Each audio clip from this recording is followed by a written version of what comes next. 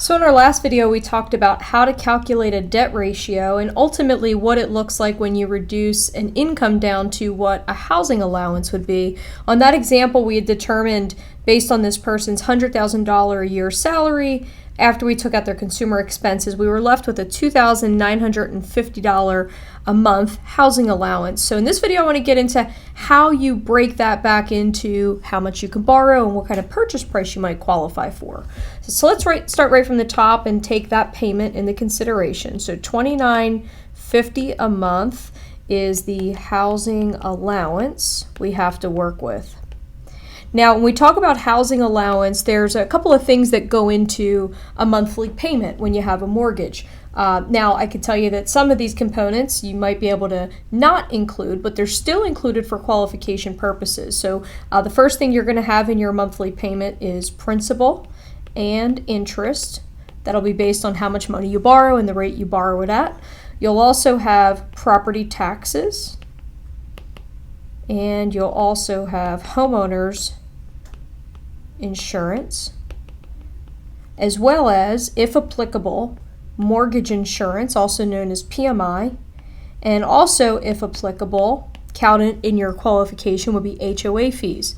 Now, out of these fees, the property taxes, the homeowners insurance can be optional if you're putting 20% down in most cases. Very far and few between, you'll see lenders that will allow you to exclude taxes and insurances with less than 20% down. But nonetheless, you're always qualified with them either way.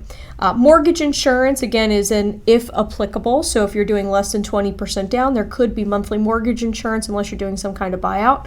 And then homeowners association fees, they're actually never included in your mortgage payment, but again, they're counted for qualifying purposes. So what we're trying to figure out again in this equation is how much we can borrow based on being allowed to spend $2,950 a month. So knowing we have these components here, the principal, interest, taxes, insurance, mortgage insurance, and HOA, let's go ahead and break it down and make some assumptions, because when you're starting out looking for a home, you don't know exactly what your property taxes are going to be. You don't know exactly what your mortgage insurance or homeowners insurance will be, or if there's HOA fees. So when you're starting out, lenders have to use a hypothetical scenario. And that's why when you're getting a mortgage and getting pre-approved, it's really important for you to know what your monthly payment allowance is and what hypotheticals the lender has used. So let's go ahead and make some assumptions again. So a $2,950 payment. We're going to solve in this scenario for the principal and interest. So we're going to figure out how much principal and interest we can afford to pay if we make some assumptions about the other components. So again, taxes are one of those. So let's hypothetically say on the houses that you're finding, the taxes are, I don't know, let's say $8,400 a year. Okay, which would actually equate to $700 a month. And then let's say that your homeowner's insurance, well, homeowner's insurance, I usually take about a third of what your taxes are. So if it's $8,400 a year for taxes, let's just say 1/3 of $8,400, your insurance might be about $2,800. And this is very, very rough figures. So if it's $2,800 a year, we bring that down to a monthly, and that's going to give you a monthly insurance payment of $233.33 a month. Also in your monthly payment, if you're putting less than 20% down, you probably have some fraction of mortgage insurance to pay. Now this one can really vary quite a bit. I would say a good rule of thumb is at this stage, if it's if you're thinking about buying a home over say $250,000, just hedge yourself for $200 a month of mortgage insurance, but your lender will give you a very specific figure. Could be higher, could be lower, very driven by credit score. And let's also say that there is a homeowners association on the house you find, and I don't know, maybe it's $300 a year. If that's the case, that's going to be $25 a month. Okay, so remember, in your payment each month, you have principal, interest, taxes, insurances. Mortgage insurance will be included in those insurances, and HOA fees if they apply. So we know we have taxes, insurances, PMI, and HOA. We have some numbers to consider here, okay? So if I add all those up, we have 700 plus 233, so that's going to be 933, plus 200, that's going to be 1133, plus 25. So my expenses on this property, this hypothetical property, are already at $11.58 a month. So what that tells me is that if I am allowed to spend $29.50 a month, I have to account for what my expenses already are.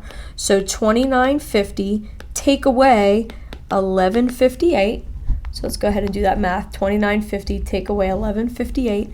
That's going to leave me $1,792 a month for principal and interest. So now you might say, well, how do I equate that to a loan amount? And this is where a really handy calculator can come in and help you out. So if you're a real estate agent or a home buyer, I would highly encourage you to take a look at getting a really good calculator I like to use is this one here, QP3X. You can see it. So if I open this up, what it's going to allow me to do is basically solve for how much money I can borrow.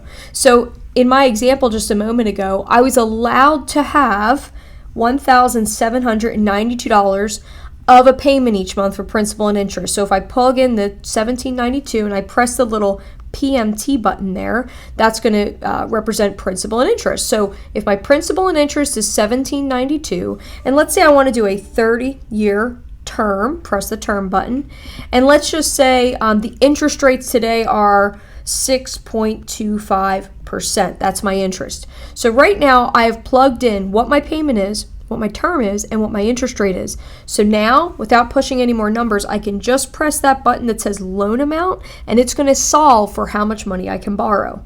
So in this scenario, I can borrow about $291,000. So let's go ahead and go back to our example.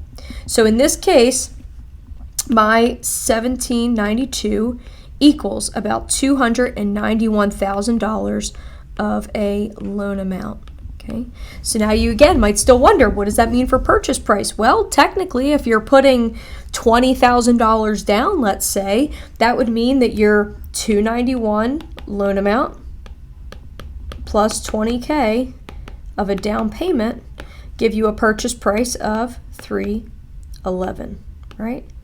Now that's pretty simplified. Obviously your lender is going to determine how much money you really need down, but this is a really good rough way for you just to see about how much could you qualify for based on your income. So again, as a reminder, if you do this math and you find that this $311 purchase price isn't enough, that you need your qualification to be higher, that's where you have to go back and look at a couple things. You can look at, well, wait a minute, what did I use for taxes? Okay, because if I tell you $311 is your maximum purchase price, but you say I really need to get to $325, well, technically, if the taxes are a little cheaper, maybe if there's no HOA, maybe your insurance is cheaper, that could all shore up this number coming down, which means I could potentially increase your principal and interest payment. So that's why, again, knowing what your allowance is and then knowing what your variables were as a consideration with the lender are so important. Other ways, again, to increase your qualification, going back to the very beginning, in your debt ratio, remember your own consumer debts are a big player, which we're all here, okay? So if you get rid of a consumer debt, that could very easily increase your qualification. But just as a recap, when figuring out what you can qualify for, start with your income, multiply it by about a 45% factor on a monthly basis, take away all your consumer debts from that 45% total. That'll leave you with about what you should be paying for a house with everything included, principal, interest, taxes, insurances, PMI, and HOA. Make some assumptions on what the taxes are going to be. A good way, just look on, when you're looking online, pay attention to what the taxes are. And you can back into this math pretty easily. And again, using that very awesome calculator is super, super handy, so you can always run payments on the fly and know what you're looking at. So I sure hope this is helpful to you guys. If you have any questions or my team or I can help you, always feel free to reach out. Take care.